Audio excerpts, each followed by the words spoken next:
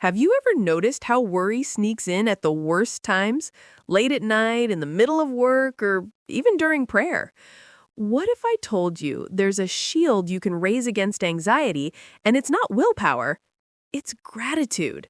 Quick teaser, today we're diving into Philippians 4, 6 through 7, where Paul shows us how gratitude doesn't just change our mood, it guards our hearts. Do not be anxious about anything, but in every situation, by prayer and petition, with thanksgiving, present your requests to God.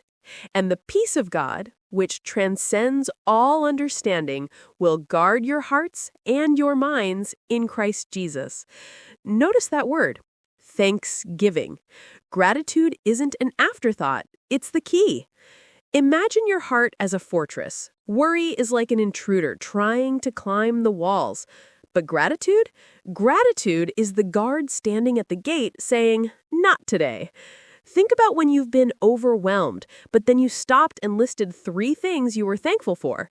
Suddenly, the storm inside felt calmer.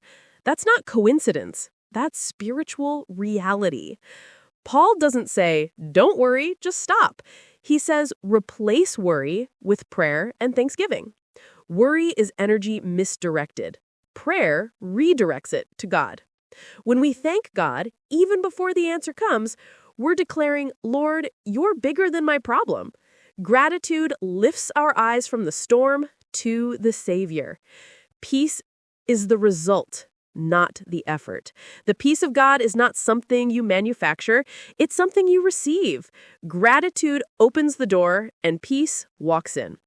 Here's a challenge. The next time worry hits, pause, pray, then thank God for 3 things, big or small. Watch how your heart shifts. Suggest journaling or speaking gratitude out loud. Let's pray. Father, when I'm tempted to worry, remind me to thank you first. Guard my heart with your peace and let gratitude be my shield. In Jesus' name, amen. Remember, gratitude isn't just good manners, it's spiritual armor. When you thank God, you're guarding your heart. If this encouraged you, share it with someone who needs peace today. And don't forget to subscribe to The Word Drop for more daily encouragement.